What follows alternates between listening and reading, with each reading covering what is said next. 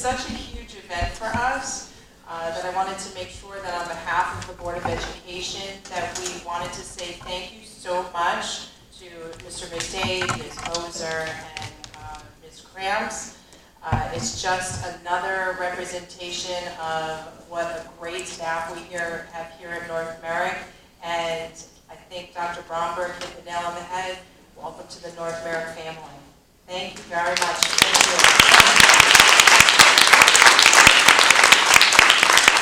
I think it's great that we honor our teachers this way, and it's no small feat to be granted tenure. It's very nice. I got to say though, when I was granted tenure, I think I got letter in my mailbox that said I could keep my key for the next year. Somebody owes me a plan.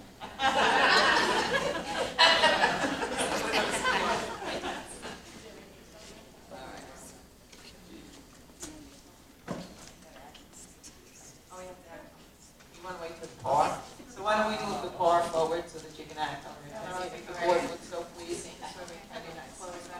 Absolutely. So we're going to move number 16 up.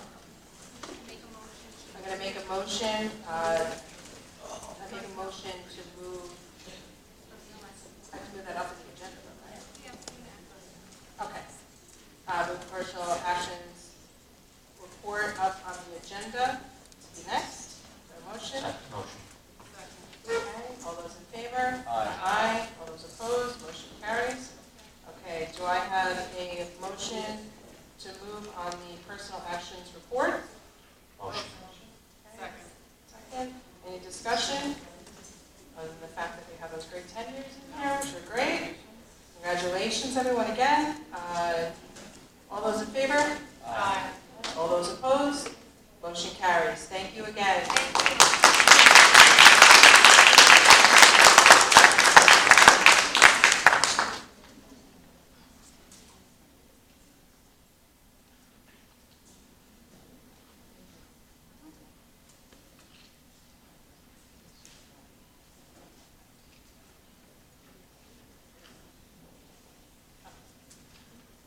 Okay, next we move on to number 14 for public comments. Any person wishing to make comments or raise questions shall fill out a comment card.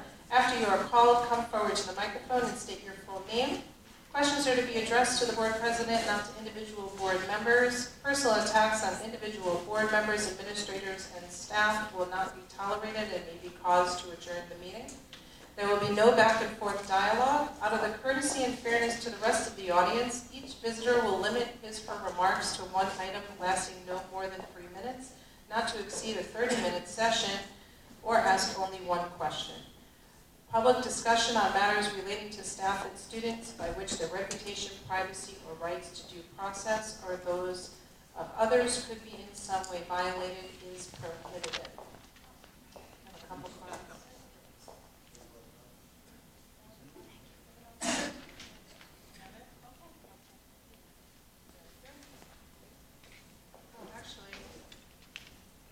Part one and part two. I'm part one. Yes, Scuduto? I guess we can, whichever one was first. A call for transparency. I'm going to do them both together, but all right, I know it's a 3-minute window. Okay. But can we hear me now? Oh, there you go. It's like a Verizon commercial. Right now? It's not the best. Not the best network. Okay, I'm sorry. A little better equipment, please. Good evening, everybody. Okay. Good evening, everybody. I'm Bill Scuduto from Windcliff Road in North Merrick. I've been a resident in North Merrick for 44 years and in special education at Comac High School for 22 years. On Monday, I put a FOIL request in for our board executive session agendas for the 2017, 2018, 2019 school years. I was trying to find information to support our board of trustees and our community's pursuit of our more transparent environment. I'm hoping my interpretation of these documents will help me gauge how transparent the current board is trying to be pertaining to concerns that have been shared in social media and here in the Board of Education meeting. Not giving the district obviously enough time to do it. I only requested it on Monday. I'm so sorry for that. It's impossible. You work so hard and it's impossible. I understand. I'll try to share those items next month if that's the time that I can be receiving those documents. And also knowing that the community is looking for a more transparent environment, I'm going to share a few things that research that I believe has helped the district and the board to be more visible in our community. Again, it's long and I'm so sorry. For the first time in many years, the current board held a district goal-setting session that was open to the public, and as many people know, our district's goals have not been updated for a very long time. And these changes were necessary to open for the open public, and we were all given an opportunity to be here. Next, to keep the community feeling that they were a part of this budget process, the district held two additional budget sessions, not one, but two, for the public to hear about the district's budget plans, and we were given a chance to ask questions about the budget plans, which, as many of you are aware, is the lowest budget increase in over 25 years. Thank you. And lastly, if you came earlier this evening, which many of us were, unfortunately some of us didn't get here, we were able to have a board work session where we get to see you in action and see the dynamic that happens, so that we can see how the board reviews the current programs they offer to their children and how the programs are mapped to new district goals created recently.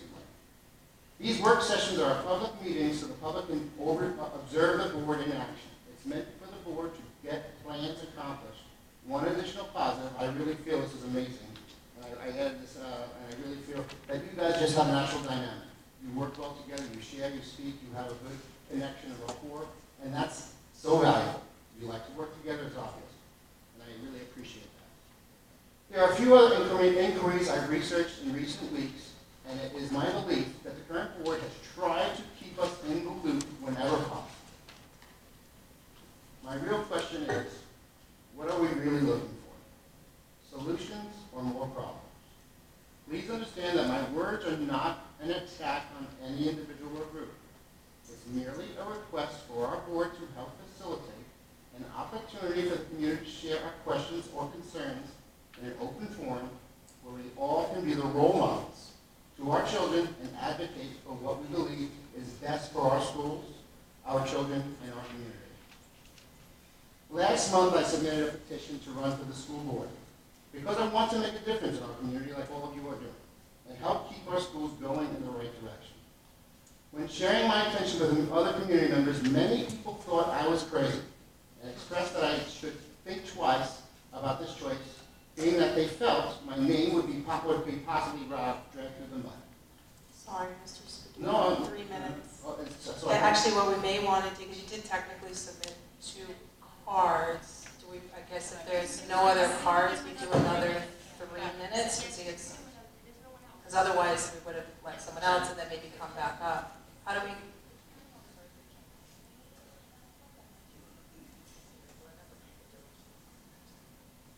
He's not. No, I would have been, we would have shut that down right away if he was. Thank you. Yes. Thank you. I'm going to start. Yeah, kick us under the table. I'm sorry. I'm going to Okay. start again. We're going to start another 3 Start. minutes. You did say yes, too. Okay. So I'm sorry. No, You want I'm to sorry. go back to the beginning of the paragraph? I Sure. just want to make sure we're following the right protocol, that's all. Sounds good. That's why I said I submitted 2. I would have stopped earlier because I knew that it would be Okay, thank you. last month, I submitted a petition to run for the school board because I wanted to make a difference in our community and help keep our schools going in the right direction. When sharing my intentions with our other community members, many people thought I was crazy and expressed that I should think twice about this choice, being that they felt my name would be possibly dragged through the mud. I have since rescinded my petition because as a teacher and a person who has not been actively attending board meetings on a regular basis, I felt that there would be an attack on me that may adversely impact my family. Since I had not attended these meetings as often as some of the other candidates who I can stand behind, I strongly believe the other 3 candidates elected, they will have our children's best interests similar to what I would be looking for with the board. And I ask the community a question. What are our long-term goals here? Let's work together.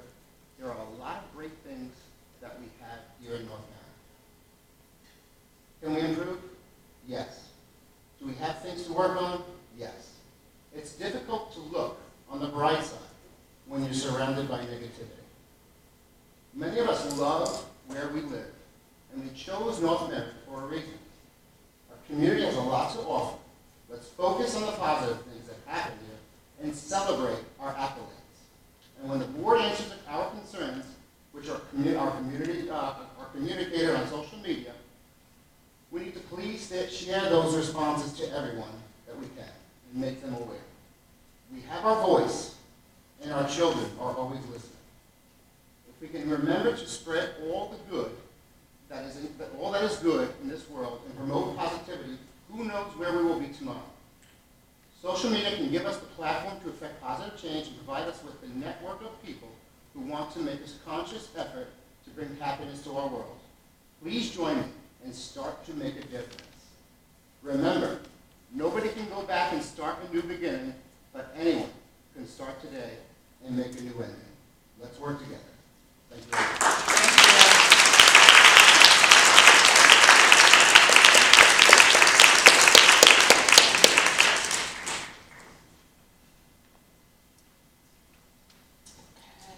Thank you very much.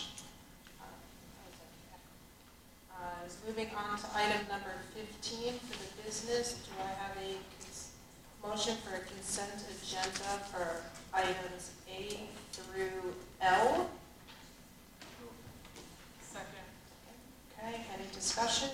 No. Okay, all those in favor? Aye. Aye. All those opposed? Motion carries. Policies, second and final reading. First one, letter A. Board of Education approves the adoption of policy 4323, availability of alternative format instructional materials for students with disabilities. Do I have a motion? Motion. Second? Second. Any discussion? All those in favor? Aye. All those opposed? Motion carries. Board of Education approves the adoption of policy 4324, impartial hearing officer, appointment and compensation. Do I have a motion? Motion. Second? Second. Any discussion? All those in favor? Aye. Aye. All those opposed? Motion carries.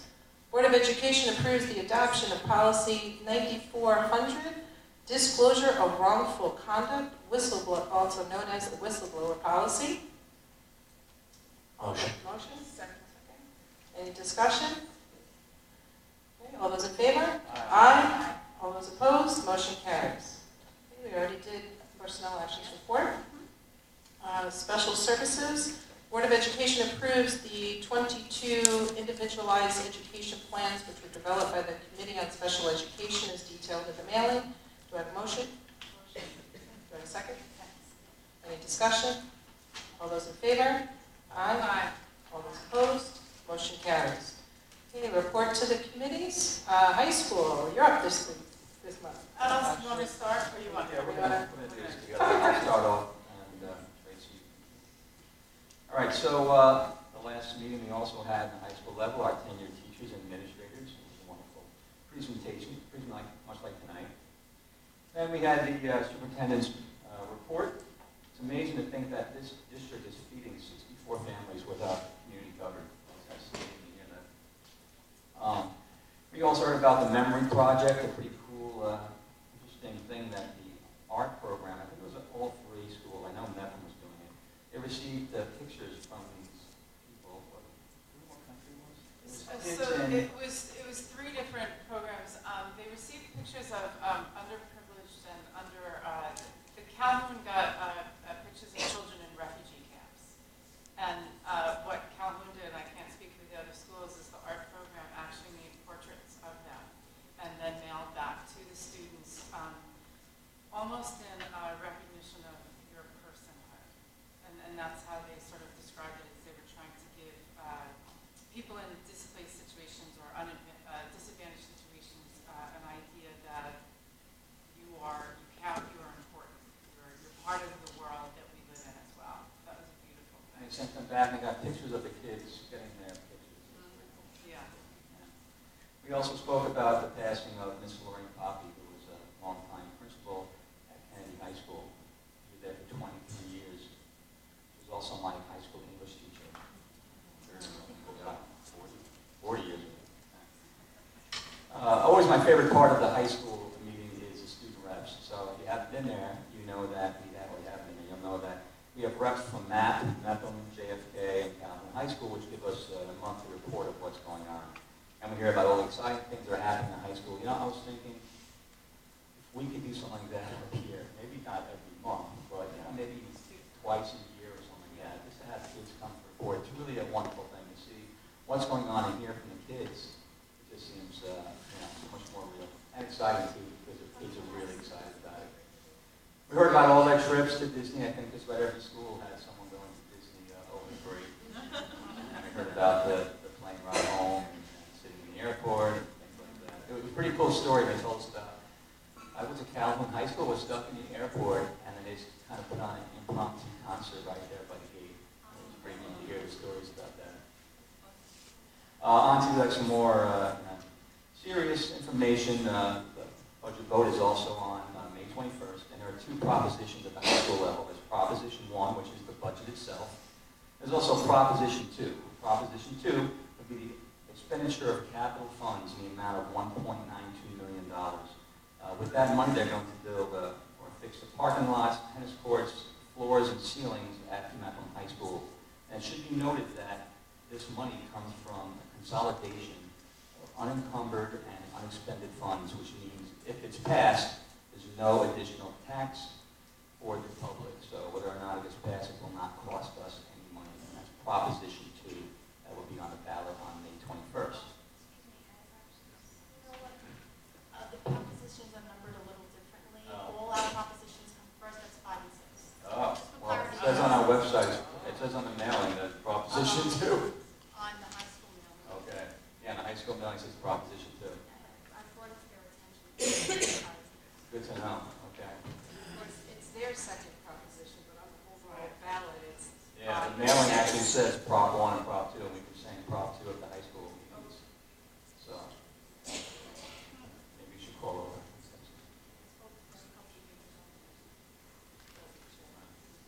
You may want to. I'll speak with Mr. Di Tommaso tomorrow. Maybe he could do a Connect Ed, at Sounds least something like that. But everyone's ballot is different. Uh, All ballot ones will have a different number.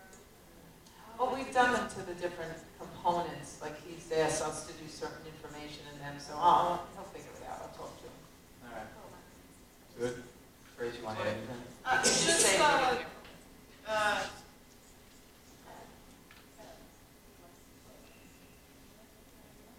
so a thing that they're adding at the high school level as, I guess like CTE, like the technical education, career and technical education, they're instituting an electrical, not an electrical engineering, but almost like I guess like a journeyman program, where kids will be able to do that instead of going to BOCES, where I think a lot of the problem with BOCES was that kids left their home school, and so they weren't part of that community. So they're trying to look at it, if they're bringing that program to the Brookside, the old Brookside building. Yes, and the other thing is everyone went to Disney. It was a concert. It actually was not a competition, which I said last month. My son made sure I knew that. It was a concert, a showcase, and then on May 1st we had all 3 schools had commitment days. Everyone wearing their college gear and proudly proclaiming where they're going. So that was terrific. We have a lot of great kids, and we send a lot of them. Send a lot of kids up there. It's And great. we like when they come here at the end of the school year and walk the halls, Yeah. and all of our students come out the hallway and high-five them. So we're looking forward, as I was saying earlier, to this is a great time of year. That's another event that's really nice. Very good. A lot of good things. Okay, School Community Relations PTA Council, Ms. Gordon. All right. Fayette has their variety show coming up on June 7th. Their installation dinner will be June 13th at La Piazza. More information will be going home shortly about that. They had their bingo night, which was a huge success. And hopefully that we're entering into warmer weather. They will now also be having their Kona Ice season start on Tuesdays, which Kona Ice would be parked out front for sale. Moving on to Camp Avenue, they had Mad Science come in for the kindergartners, and the kids had a blast. They had Teacher Appreciation Week starting May 6th.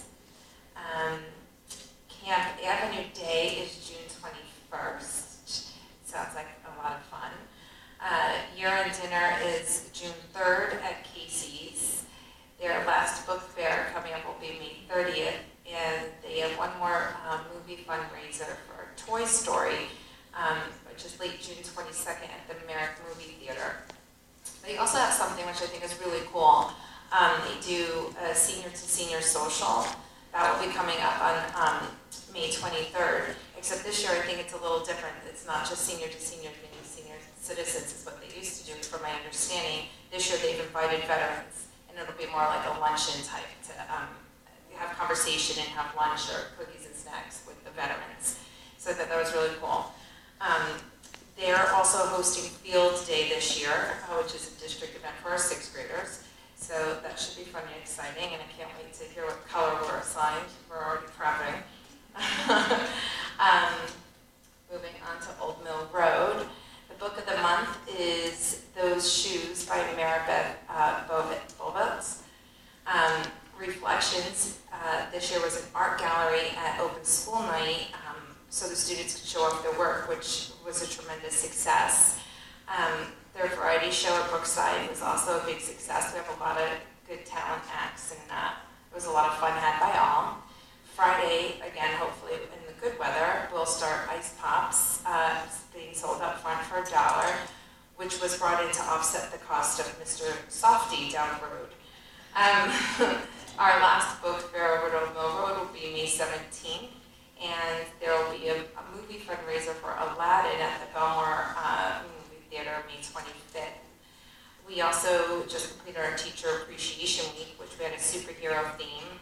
So that turned out great, and every day there was a little theme for something to do for all the teachers. So the first day was bring a flower in, whether it was a paper flower, a drawn one, or a real one.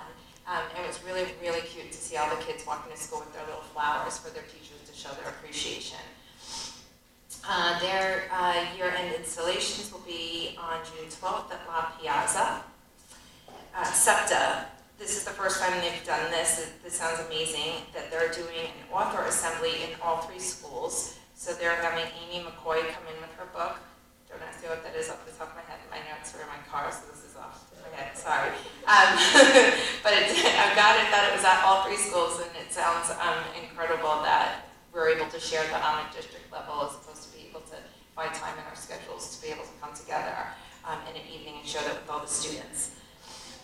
But I also, at second, and I had said that earlier in the year, I would love to see more student participation and hear these, or jump punch, whatever we do from the kids, and hear what they feel is exciting and what's going on within the schools, because we're not there on a daily basis. These are just the highlights. So I think that would be fun.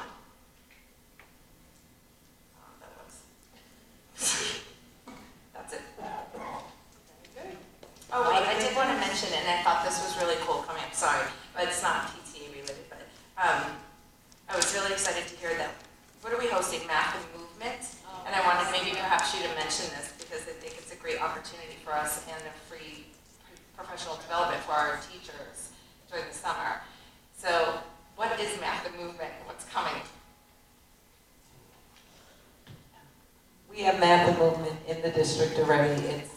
The basis of it, there are mats, and there is activity for children to learn math while moving. I know that I'm using the same words as what it's called, but that's basically what it is. The children get up and they move and learn math as opposed to sitting to learn it.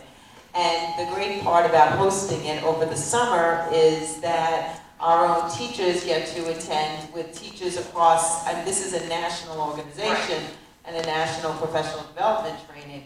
So they get to actually interact with colleagues, not only in their own school, but schools across the nation. So it's very exciting, and hosting things like this in the summer really allows teachers to not worry about having to get back to their classrooms or anything like that, so they're free to learn and they feel good about it, and they'll be moving also, because you get to do all of the things with the children that the children will be doing.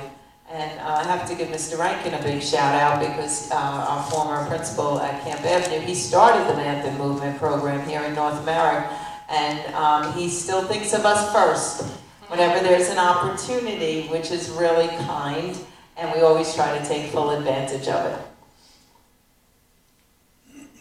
Excellent. Very good. Buildings and grounds, Mr. Carter. Good afternoon, ladies and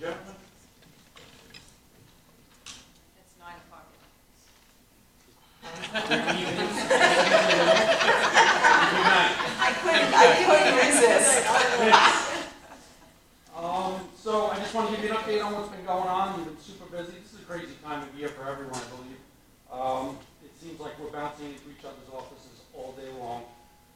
So real quick, I'll just go through some of the things that my staff and I have been going through and taking care of. It's been a weird spring, heating, cooling. Last week it was hot. This week it was cold. And so what we do in the heating season change is not only just go from heating to cooling, is we have to change 1 million filters on all our HVAC equipment, make sure all the belts are tight, all the things. Like right now, these rooftop units are turned on, and they need to be, like your car, they need to be serviced every season to make sure that they're operating correct. We continue the rooftop ventilation survey, because this is most important in the hot months where we can ventilate the building properly. So we continue to get on the roof and check out that equipment.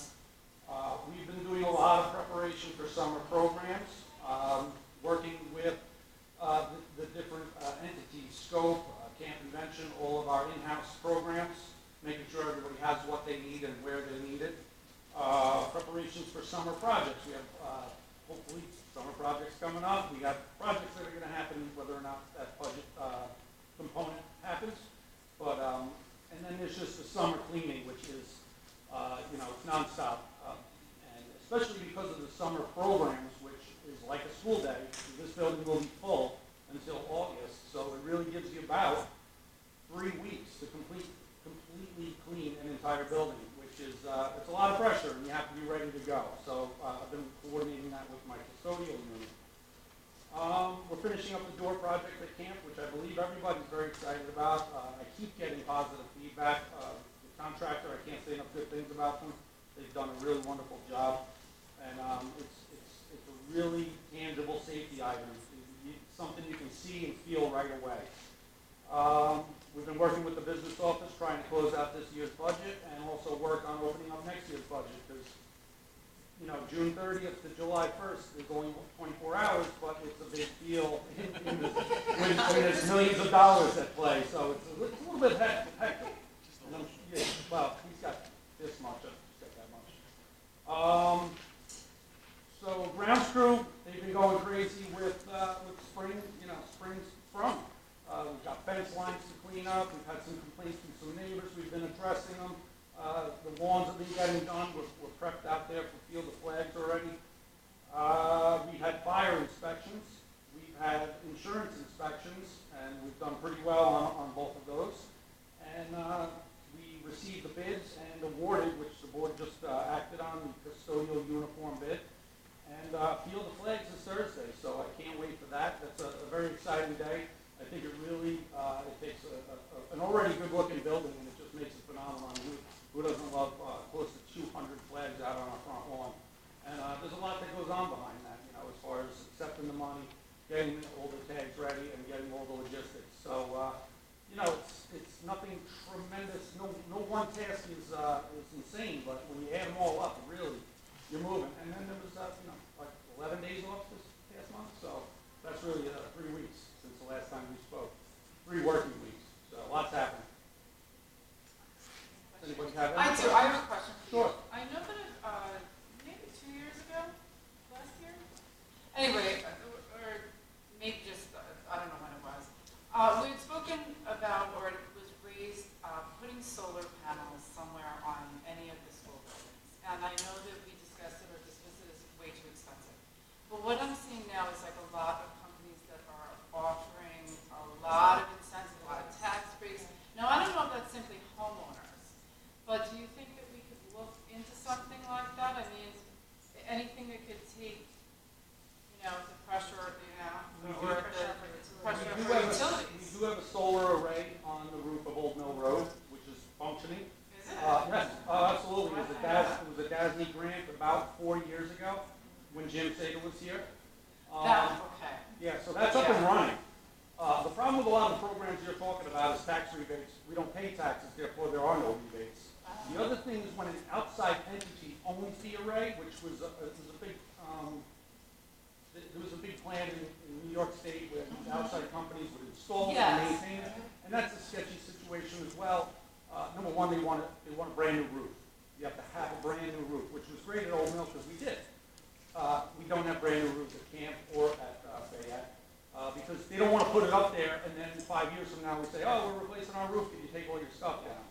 So that's a big one. And then just having another entity own a piece of equipment on your property is always, it's never been a real favorable position to put a board in. There are other programs, we're constantly working with PSEG and you know, for LED programs, rebate programs. I'm working currently with National Grid on some heating, some steam trap rebates that we'll be getting. It's just, you know, they'll reward you for running an efficient facility. So we're always looking at you know, avenues like that to save a buck here or there, or you know, efficiencies within the district. And I'll certainly reach out to my rep at PSEG and see what kind of solar programs they may be available. Okay, thank you. Actually, you touched on my question, LED lighting. So I know we have implemented some of the LED lighting within the district. Yes, Are mostly we exterior. correct? Are there plans to implement more LED lighting to potentially save on costs going forward? Because I know even the equipment lasts longer, to run it is cheaper. I mean, up front it's money, but long term. So there's this misconception that, you know, you put in LEDs and you'll never touch them again. Wow. It's not so true. Not We're already so true. replacing LEDs that were installed as part of the exterior project, and they're very expensive. The LED bulbs don't burn out, but the drivers that make them work do. And, you know, there are programs that PSE&G will give you, you know, discounted rates on the equipment, but then there's the sealing, the installation, you know, there's always a sealing involved anytime that there's a light involved. So taking down pendant lights, what are you replacing? Are you replacing them with ballast-ready LEDs? Are you replacing the entire fixture with new drivers? Because if you do a ballast-ready LED, you're still dealing with ballast. So you want to take that labor component away. It's not as cut and dry as it seems. There's definitely rebates to be had if you're going to do a lighting project. See, you know, you go with PSE&G and you speak to them and they can help you make it cheaper. So there's a lot of moving parts, particularly in the cabling, the voltage, and ceilings. You know, if we were to do the ceiling, if we were to do the lighting in these corridors, we'd probably want to do a ceiling project along with that, because the lighting that they did, you know, in the 50s isn't ideal for what you want to do now, especially with the different ratings. It's very complex, because that was one of the things Jim Seda had on his plan when I first got here. And I looked into it, and the PSE&G part seems really cool, until you say, well, we got a lot of ceilings have to be abated. A lot of ceilings, So I was going to ask about that, the abatement. I'm doing that right now where I work. Would you have to put that out to an RFP to, and not, I mean, yeah, it's not automatic that you use PSEG or my. It depends on the scale of the project. If you were to tell me to replace all this lighting with LEDs, we probably wouldn't have to go out for an RFP. There are contracts that we can piggyback off of, whether it's BOCES, Nassau County, state projects, where we get favorable pricing. But if you told me district-wide, we're going to replace every lamp in every room. And do the abatements. And there's abatements, and there's sampling, just the sampling alone to find out. Because if I don't know for sure that's asbestos, I have to sample because it's assumed. So there is a lot to be considered when you're doing a lighting project. Definitely stuff to talk about as far as our 5-year plan goes. But yeah, it's a lot of moving parts, unfortunately. I'm looking forward to hearing how you're going to spend that $150,000 that Dr. Selyak just said. Fun. She came into my office like, she was so excited. I was like, what went on? I thought she won lotto or something. We don't have to do a meeting, you have to accept It was so cute. She was so sad. It was really cool. It was so amazing. So excited. And rightfully so. I mean, oh my gosh. Yeah, $150,000 for security. Because I'm, Tom and I are like, yeah, we got to do this, we got to do that. But how are we going to pay for it? So, yeah, it's a big deal. And thank you to Mr. McKenna, who's not here, but what an amazing thing we got. Thank you. Good night. Okay, communication, we received one email. And on to unfinished business. Anyone have? I have a couple of things, okay. And a lot of this was concerns about, from community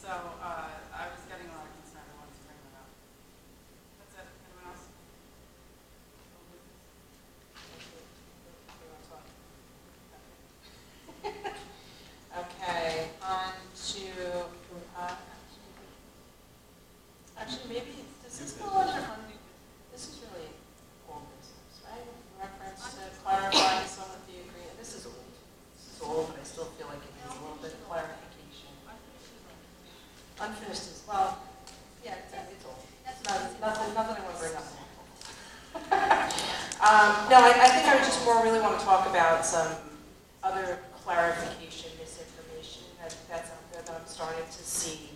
It really more has to do with the North American Faculty Association. I can discuss it now that the MOA is public, correct? Yes. Like the actual content of the MOA, okay.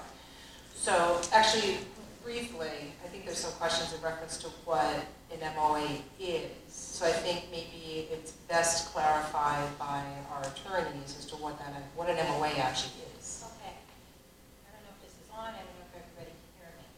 But during the negotiation process, proposals are submitted by both the union and the district.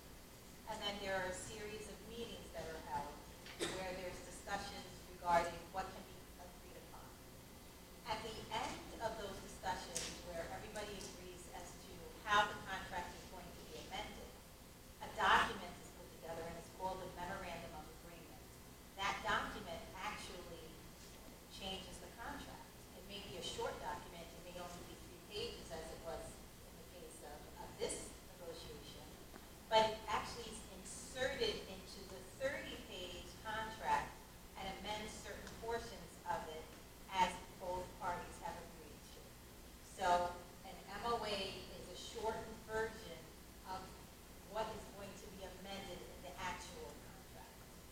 Okay? All right, perfect. Thank you. 'Cause I do want to address it, talk a little bit about the contents of it as well. I think there's some misinformation that didn't do a good job negotiating it. So I want to discuss a little bit what's in the MOA as far as no givebacks, etc. So there's, can't really talk too much about the negotiation process, but about the MOA itself. Although we didn't put in small items like extra help, there are some negotiated items that are very major for the district, I think, that are being missed, and it stops the financial bleeding of our district going forward. Some of you may know, prior to this board, the previous superintendent received a $330,000 buyout, not buyout, it was a retirement payout of his contractual obligations, which was a major concern for us as we were going through this whole process. So we were able to improve some major provisions in the contract for our district going forward. We were able to reduce the number of sick days paid to an employee when the employee retires. Newly hired employees will be responsible to pay a higher percentage of their health care coverage, which is huge in this environment. Flat payments to employees who opt out of our health insurance plan instead of a percentage of the plan cost, so it caps it. It makes it consistent going forward, so no matter how much the rates increase, the district is protected for a flat amount. And then also that the salaries are frozen for the first 6 months of the contract. And then there's below county averages for increases thereafter. So I think it was really important for everybody to really understand the meat and potatoes of that and what were the major components for the district. So that was really old business, but it's floating out there again. I thought it made a clarification. Anyone else under unfinished? Okay, moving on to new business. Ed, I see you chomping at the bit for the new business. I think in the last week I've had a lot of conversations with people and asking me questions about things they've read or seen. You know, I got on the board, it's not about defending what we do here, it's really about the truth and making sure the public knows the truth. I think it's important that we sit here as trustees and how can we get the truth out? How can we get people to understand, you know, what's really going on? And I got that a little put back by some of the comments people said they've been reading, and I want to make sure I've got it right too before I go out there. So if I mention a couple things that I've been hearing and hearing, and maybe we can talk about the truth and how we can get it. The first thing was Dr. Seniak's contract removal. Anybody here, their contract was removed from the website on Friday? I heard about that. I heard that flying around out there. I didn't see it. Was it removed? I don't know. Well, actually, you looked into that, right? It wasn't. It wasn't removed. We had a public relations person, named Christina Schmall, she called BOCES just to confirm and double check and triple check, nothing was put down, none of the contracts. Nothing on that page. So nothing was removed. I think there might have been a scroll down issue or something. And Like that. Blackboard scroll down. system, you're actually able to print out a report of any activity. So to do another layer of checks, I asked Blackboard to print out that report, and there was nothing removed from there. And I can personally say with full confidence, I wouldn't personally know how to remove it, nor would I personally know how to put it up there. So if it was removed, it was news to me, and it was news to Joanne, but BOCES confirmed and Blackboard that nothing was touched on the page. So this is a question, I mean, some people are talking about the integrity of the Board of Education in this incident. And so it's good to hear that it was not removed, so. And, and obviously, contracts are public documents, and everyone is entitled to look at them. School districts, when they create a website, have the obligation to put employee contracts up there, which we have done and conform to the mandate. We also, in speaking about MOAs, many a times when a bargaining unit comes into an agreement and negotiates an MOA, that document is then put forward to the attorneys to then take the older document, as you said, meld the MOA into the existing document to create a new document, so to speak. So that is another part of the process when you talk about contracts. And if there are any issues with contracts, you could just go to See Through New York and see a lot of contracts, which I'm sure most of you know about also. So there are, you know, that's what happens when you're a public employee. Well, the next item, some people have called me about it. Actually, Ed, I'm sorry, real quick, before we leave that one, really quick, what I did notice that we do differently from See Through New York is, I realized that with your contract, is that we put in one full PDF, so you click on it, the whole thing is there. So the original one, and then if you keep scrolling down, there's all the different amendments. So that, we just do that differently than the other ones. On how That's that's probably actually how it was uploaded. Yeah, exactly. So it's only one document. So it's just a slightly different format, but it's actually kind of nice because then you see everything instead of having to search for different ones. Sorry, just wanted to clarify. Another issue, someone had mentioned, I seen a video or something, and I was discussing negotiations. And I think it's important that we also, and this is in my wheelhouse, so I know, how negotiations work for public employees. I think a person said to me, like, hey, you know, you just negotiated, why is this a new contract only 4 pages long? Why'd you only touch on 14 items? You know, and we discussed this during negotiations. We have the Taylor laws. I think most people know that as the, you know, public employees can't go to strike. But it's also important to realize the Taylor laws as the Triborough Amendment, which says that when a contract expires, the contract remains intact. So we can't negotiate a whole new contract because the other one is still intact, and unless both sides agree with it, it can't be changed, which is why the statement said that we just find the items that are going to be amended, and then we take those amended items and put them back into the old one. So every 4 or 3 years, we get the opportunity to amend it as we stated, but not an opportunity to rewrite the entire contract. Even if we did nothing, that the employees would still have the entire contract with all the benefits that previous boards had given. I think it's also important that we put out there the message that we had negotiations. We said that this group was going to negotiate a contract that would help the future residents of North America. And we want to limit our liability going forward. And we did hit on all those, and I think you mentioned it, Jen, earlier about those things that we did. Someone else had mentioned that they saw a former board member had posted something revealing information about the negotiations. Actually, I think it said, wow, the MOA is exactly what the Faculty Association asked for. And my first thought was, oh, here we go, we've got a former board member that's giving out privileged information from exec session. And we found that that's actually a misdemeanor under municipal law. I think it's 801. But that was quickly dispelled because the information he gave was false anyway. It said that what they asked for is exactly what they got. But, you know, as Jen mentioned, I'm not going to reveal anything, but I can't imagine that the Faculty Association asked for a 0% increase for the first 6 months, or asked for a decrease in the benefits for new hires going forward. So, just saying that. I think one of the most troubling things that people came to me was some mention about a post that said our district is not in good financial condition. So I heard that, and I wanted to give them information that was just out there.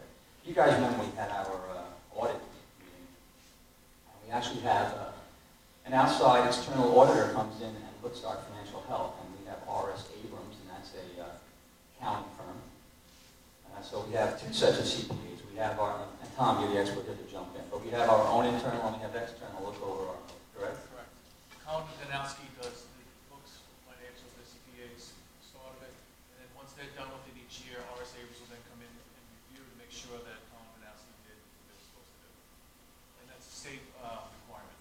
It's done that way. All right, so we had the public audit meeting, and at that meeting, a couple of things that they told us. They said that the district's overall good financial health, and they credited to good leadership, district board administration, the Board of Education, and administrative oversight of district finances, strategic use of services from NASA BOCES, that's all you, thank you, and improved curriculum and community support. So this is the report we got, and also I think everybody knows when they read a Newsday that New York State puts out the list of districts that are in fiscal stress and have different levels of them. And you probably noticed a few other districts nearby were on the list. You didn't see North Merritt. And actually North Merritt got the best designation, which was called no designation at all. So although those things indicate that we actually have very, very good financial health. You got to help me, you guys, how do we get this message out? Because this is more than just an opinion. I think everybody knows that your home value is based partly on the district that you live in, the school district, everything about it. I think it's very irresponsible to post something that says that the district's in poor financial health if there's not anything to back it up with. I really have two questions here. If there's something I don't know, I want to know about it. If there's something that's not in everything I just read about, and somebody has information, let us know. This is our job here as trustees. It's not about defending, it's about finding the truth. As much as I respect everyone up here, Superintendent, Mr. McDade, there's information out there, please get it to us because it's important. We want to be able to combat it. If we're putting out the wrong message, I want to know it. I agree. I think that's a good point, Ed, and I just would also like to remind, I think everyone should be reminded that we took an oath, and we have a fiduciary duty to the district, to the students. So I know as an attorney, as an ethics officer, I actually take offense when my integrity is questioned. So I think it's a good point. I think we have to get the message out. I think requesting information to Joanne, to Dr. Siniak, and moving quickly on dispersing any information that is requested, which I know Joanne, you try to do very quickly. It's very important, and also just posting as much as we can very quickly on our website, videotaping the meetings, and allowing those to go on the website. I think that's a step in I a great think it's direction important too. that we encourage our detractors to get up and tell us, tell us what information they have. It's very important. It's part of what, we do here, is democracy and what we have here as a board of trustees. Just one other thing to piggyback off what we were talking about, I've heard some things in the community as well, such as, this current board, our taxes are so high, this current board is the reason for that. So Mr. McDade, I just want to ask you a question. You can clarify some things for us. The current taxes the residents are paying for school taxes, the current budget, that budget was not approved by this current sitting board. Is that correct? Correct. Could you tell us who the president and the board trustees were for this particular budget that they're paying for? I was, last year, was the board president? I was still president. All right. I wasn't president. I was on the board. On the board. This is my third. And who were the board trustees? John Pinto is still there. He resigned. No, he resigned, he was there, because he resigned after the election. It's Stephen Ella, Ransom, myself, Tracy. Okay, so this current board now is going to be Not all of approving us. this particular budget for this coming school year of 2019, 2020. Correct. You've already adopted that. Right. So also the current proposed budget from this particular board is the second lowest gap-to-gap budget in the last 25 years. Over 25. Over 25 years. Thank you. Also, someone came to me and was talking about our per pupil spending, and someone was a little shocked, and he said, Ed, I don't get it, why you guys, someone told him that we were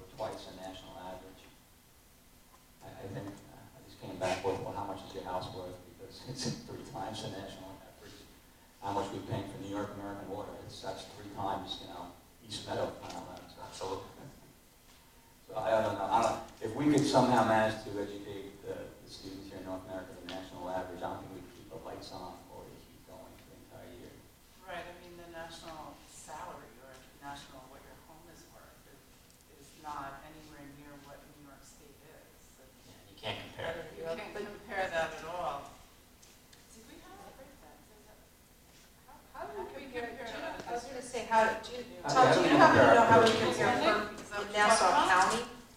In Nassau County, based upon the property tax report cards for the 18-19 school year, looking at all the information from all the districts in Nassau County, Right. there's 56 Nassau County districts. We were actually ranked 17th out of the 56th with a 17 from the 27 top, we've spent the, 17th lowest. oh, from the bottom. 17 That's why I'm 17 getting lowest. it. I'm sorry, this is not getting close, I'm sorry. 17th lowest from the bottom. Now with Out that, of we the have approximately 56. $27,000 per pupil spending. The average in Nassau County, based upon the property tax report cards in the 18-19 school year, was approximately $30,000. So we were about $3,000 lower than the average for Nassau County. On top of that, if you want to look at it, we were also the lowest of all components of the 4 component districts. The other ones were in, I think the high school was about 30,000, right on the average, and all the other ones were higher than us.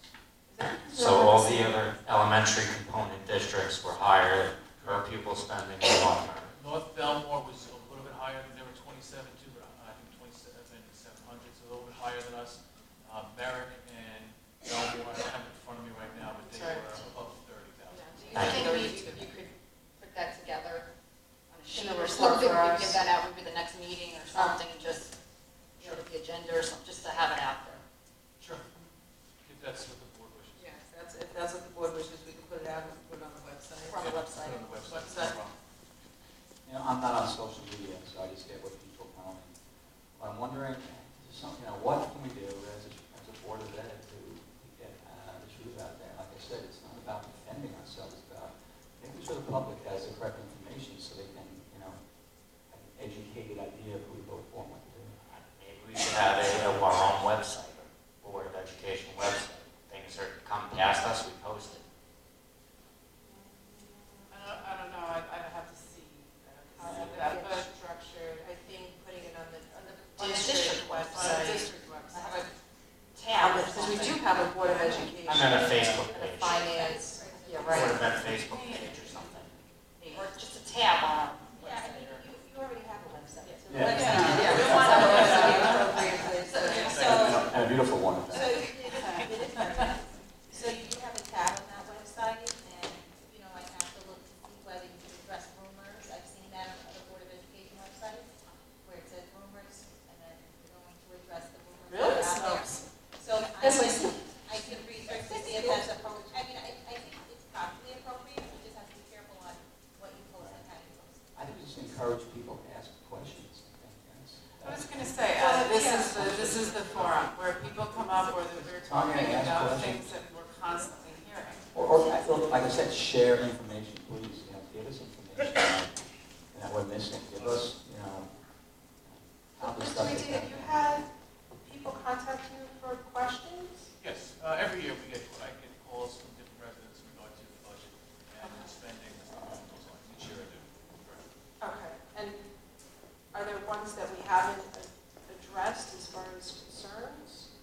I know you've mentioned to make sure that we're addressing certain things and, spending, be cognizant, et cetera. A lot of times the question is people just look into what clarification in regard to what is the different budget lines, why are we spending, why is this budget line going up, why is this budget line going down, also reviewing the revenue, things along those lines. Those are the typical questions. Today I actually got a couple questions in regard to just explaining what is on the ballot.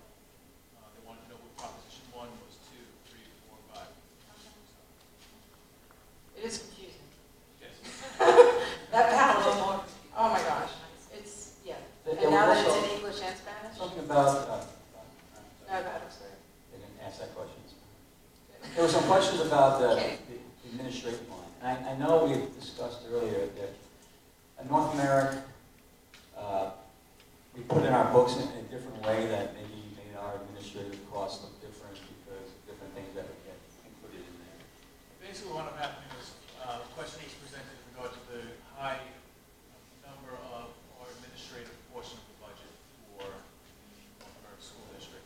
So when I looked into it and compared it to other districts and what other districts were reporting. And one of the things I found is the way that the district has been reporting the admin portion of the budget well before I got here, and we just continue doing it the same way. We've been including all the legal expenses, where a lot of districts are now separating the legal expenses as part admin, part program. Professional development, one of the things is, you notice the budget increase for the admin this year is going up $176,000. 88,000 of that is professional development. And in the course of my research now, I'm noticing a lot of the districts are not including that in the admin portion of it. That's actually being included in the program portion of it. So what's going to wind up happening is next year is we're doing the fiscal responsibility by school districts, and we've been allocating the different codes for the next year. We're going to look at it again to see exactly where everything's being paid out of, program-wise, administration-wise, capital-wise. We're going to realign ourselves with most of the other districts on Long Island. So one of the things that would probably be coming out for next year would be professional development that would go into the program. Because in theory, professional development for the teachers is helping in improving the programs. So that's why a lot of the other districts do that along those lines. So now if you would actually look at the administrative portion of the budget for this year, it's about a 4% increase. Right. If you were to take out the increase for professional development, we'd actually be right around 2% increase for that. Because I know we've watched this very closely. Can I ask you another question? And I know we get a lot of that from BOCES. Does that also reflect the credit that we will receive, or does that No, apply that to is that? two different animals. It's apples and oranges there. Because what we're discussing right now is just the expenditures. So the expenditures are broken Not on down, the admin cost though. but the revenue is not separated by the three part of the budget. And the revenue is received the following school year, That's so right. accountability purposes, you couldn't put it in this school year. But That's yes, right. anything that goes through BOCES, and it doesn't necessarily mean it's someone that BOCES tells me who to hire. You know, we do get to still cherry pick and get good people and run them through BOCES, and then that's what gets us that aid back, which sometimes is as high as 80% of what we're spending on them, and we get that back as in the form of revenue come the following school year. But that is not reflective, obviously, when you go through the admin expenditures now. You know, we know that, but not everybody knows that. And you know how, as a Board of Education, and I know that my staff knows how strongly myself and my team feel about professional development and what an important piece of professional growth that is. You know, we talk about programs, and it's allowing teachers to become even more expert in their field. You know, a lot of teachers are trained how many years ago, and things do change, and you need to keep providing that for professional growth in all areas of education. So I thank you for that support. One more. There was someone that called me about our debt management, and I explained to them that the Board of Ed doesn't decide that we're going on debt. The bond issue is voted on by the public. Correct. So, What was that, 2015? 15, I believe, yes. so we have debt, it's because of the residents chose to incur this debt to improve on a lot of capital works that we had here, replacing windows, replacing boilers, Boilers, things like that. air conditioning. Air conditioning, yeah. Mr. Cruz, one of the Cooler things, just centers. to piggyback that just a little bit, the debt service for the district. Before 2015, North America was one of the few districts on Long Island that had no debt service. Okay, on average, I actually went on the state website and it had information from 16, 17, most recently they had about debt service.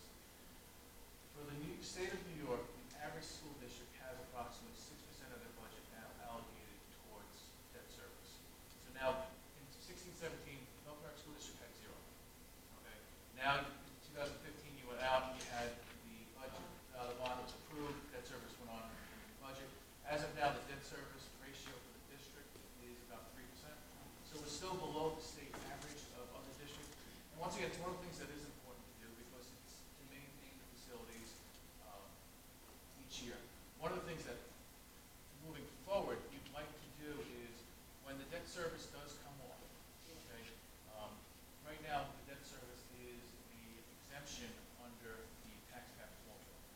say hypothetically, this is the final year, this is year 14, we're paying it off, and it's coming off the books next year. So we're gonna have $1.1 million coming off the budget, coming off the books next year. So what winds up happening is the expense portion zeroes out, but also the revenue portion, the exemption, you lose the exemption.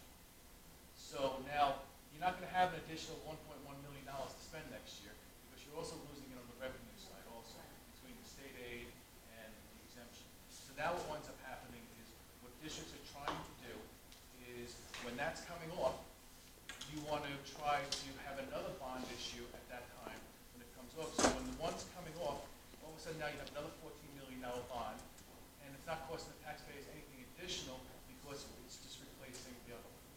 So one of the things that you'll see in some districts, and if it's possible to do, it would be great. It's every 14 years.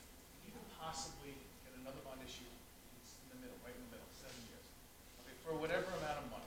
Okay, so every 7 years, you know you're going to be able to have a revenue source to fund different capital projects that are needed for the district.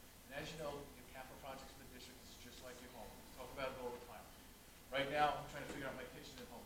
I have a hole in my roof right now that I've had for a while. We're trying to figure it out. But school districts have the same thing. Mr. Carter will discuss with you that there's many items that need to be done. We just did the boilers now.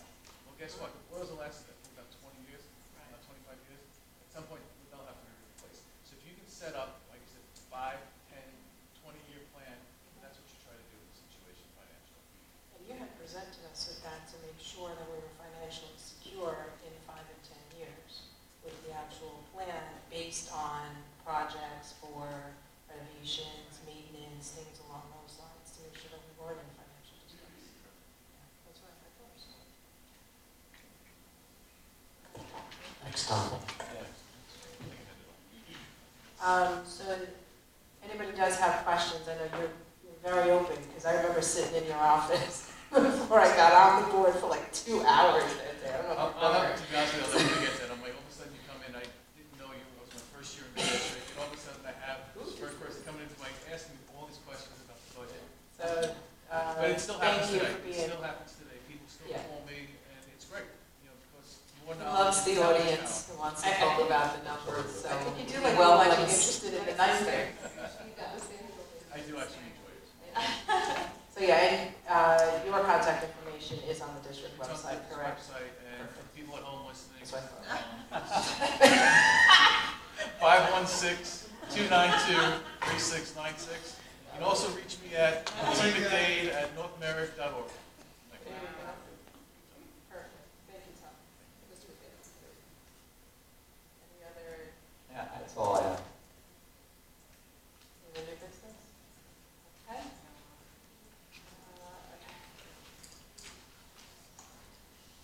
Okay, on to the second public comment section. Same procedure applies as item number 14. I don't need to reread that whole thing. Any other additional cards? No?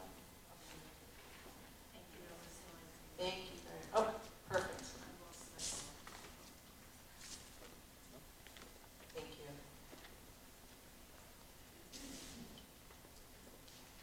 Okay, Ms. Bilibati, exec session? Say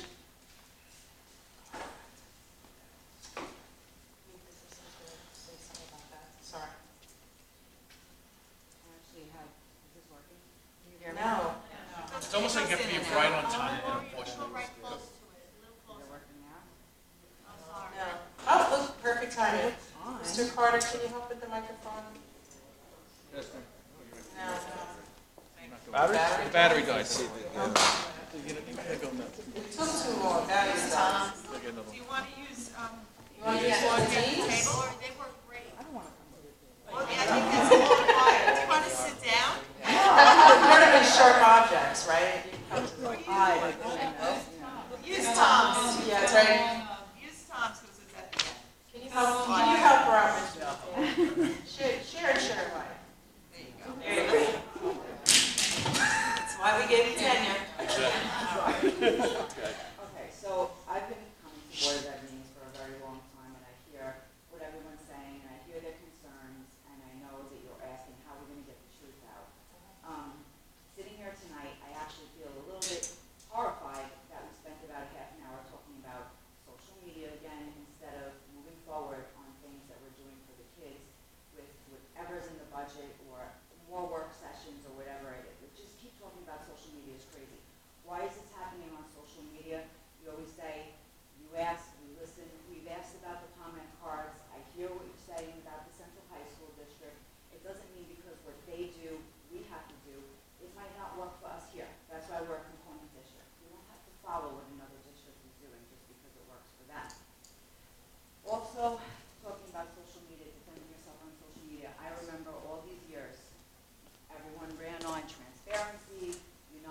providing, nothing has changed. If in fact, I actually think it got worse.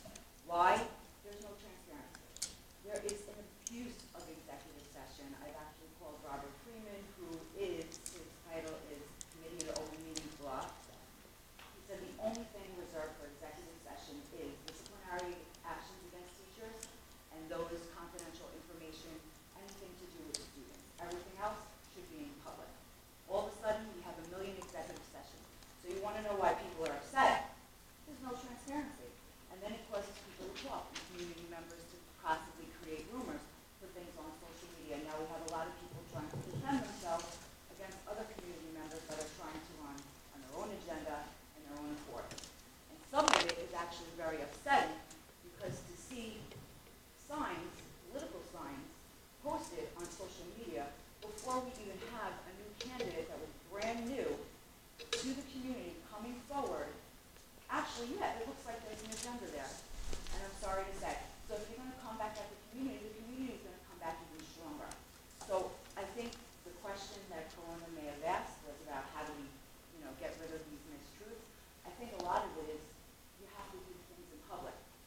One thing I think that's good that I think a lot of people are asking for, Northport in 2010 actually asked the board to publicly post with attorneys present and have an open meeting regarding what teachers union was asking for in Northport versus what the Board of Ed was trying to negotiate and why they were at a standstill for 2 years.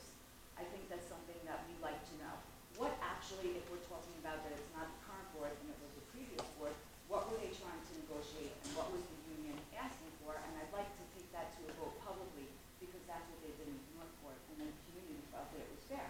Everybody knew what was going on. And we're not talking about exactly what was going on in the negotiations, but there is an article in Northport. And then as far as what we're talking about with misdemeanors and everything else, honestly, I think it's disgusting. I think you're picking on a community member. And unfortunately, what Ms. Miller did talking about proposition number 4 when there's other propositions that Sorry, I gotta be fair. sorry. And I to gotta be be fair, fair. that's electioneering on school grounds, and that's another violation, and she could be barred from the board. Actually, she's not running, but It doesn't I do matter. want to It's address in electioneering. reference to It's executive session, and I did mean to state this, and I'll have you talk about open meetings law in a moment. But executives, I'm not talking about that, I'm talking about the reasons for executive session, one of them. So, I'm treading lightly here. So one of them is, and it is public, that part of the due diligence of being a board is looking at all of the different contracts you have within the district. One of them, such as, and earmuffs, Lisa, for a moment, is the RFP for our legal services. So whenever contracts do come up, we do issue public RFPs for legal services. Those interviews are conducted in executive session. So you may have noticed additional meetings as of late. Trust me, this is not the time of year we want to be sitting in a closed boardroom, yet those are the meetings that have been occurring as of late. But Lisa, Ms. Hutchinson, I did want you to maybe address a little bit in reference to the open meeting law. I brought up the reasons. Yeah, I mean, I don't have all of the reasons in front of me, but there was a whole host of reasons that you can enter into executive session if you want to read them, if you Yeah, have sure, them. I'll do this, here we go. Matters which will impact public safety if disclosed. Any matter that may disclose the identity of a law enforcement agent or informer. Information related to current or future investigation and prosecution of a criminal offense which will parallel effective law enforcement. Discussions regarding proposed, pending, or current litigation. Collective negotiations pursuant to Article 14 of the Civil Service Law. Medical, financial credit, or employment history of a particular person or corporation. Or matters leading to the appointment, employment, promotion, demotion, discipline, suspension, dismissal, or removal of a particular person. Preparation for grading or administrative examinations, proposed acquisition, sale, or lease of any real property, or proposed acquisition of securities or sale or exchange of securities held by such public body, but only when publicly would substantially affect the value thereof. What else? And attendance at an executive session shall be committed by the Those are the And then, reasons. so in the case of North America, you always make a motion to go to executive session. You always list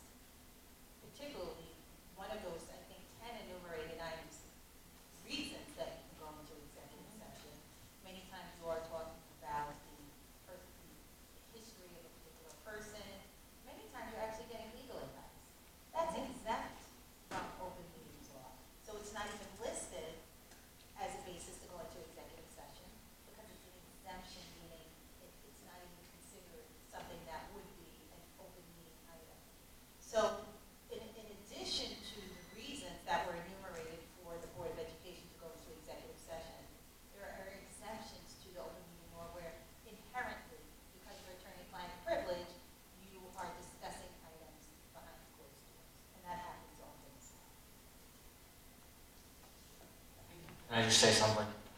I know people like to come up here, they want to say things to the board. Some people want to say things that are angry to the board. We're all volunteers, okay? We volunteer our time.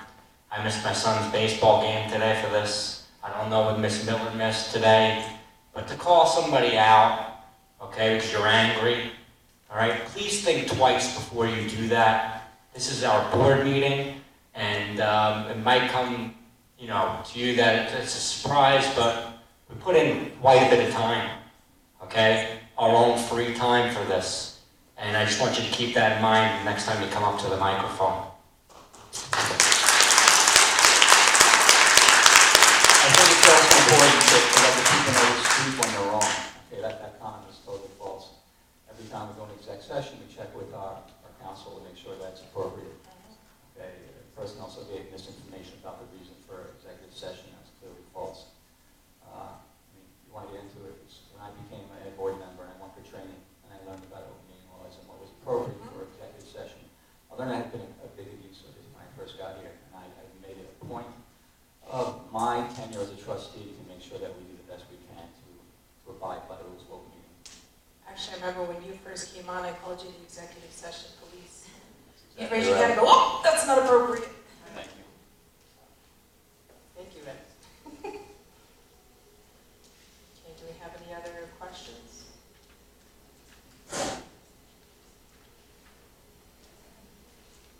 So just kind of last minute. Just need to make sure we get the cards. Okay, Mr. Doria, comments? So I just wanted to make a few comments. It was just kind of last minute, just a few things. But I had been hearing a lot of back and forth, negative, positive things in the community in the last however many weeks. And so I called Mr. McDade today, actually, and I got some hard facts, some numbers, and clearly a numbers guy, as someone had mentioned earlier. And I appreciate that. Nice to put the face to the name. Yes.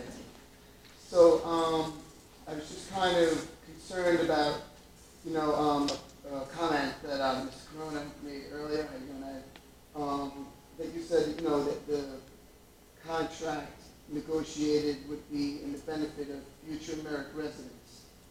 And I just kind of missed some of that, and if it would be all right if I could just maybe clarify that. I don't know if you remember what you said. Needs to be addressed to the board president I'm according sorry, to Jen? protocol, and then we'll make sure that you get the If appropriate answer. possibly, I kind of missed that, but That's okay. from what I gathered from it, it was to maybe like be fiscally responsible.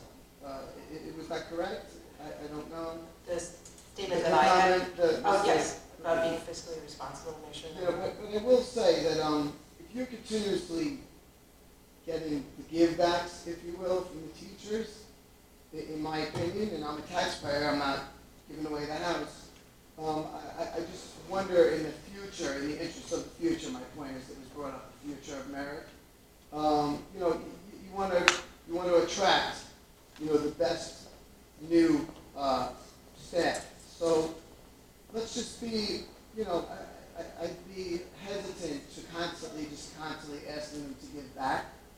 And I'm not saying that we should pay them top dollar, but I understand that we're on the lower end of Nassau County's pay scale, like maybe the bottom 25% or a third. And moving forward, if my son buys a house here, which he may very well, you know, that's just a little bit of a concern of mine, 10, 15 years down the line. Who are we attracting? If we're always trying to pay the lowest, you know, if you will. So that's just something that I was like to make a comment on and have you guys consider in future negotiations.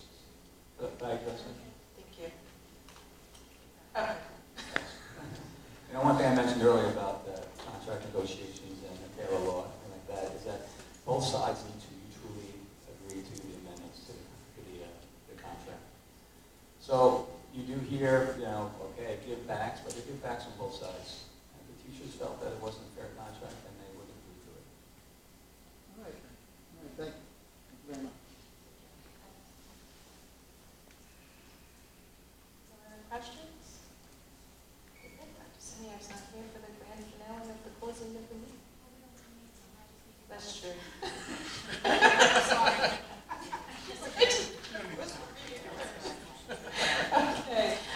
Just want to remind, what's this one?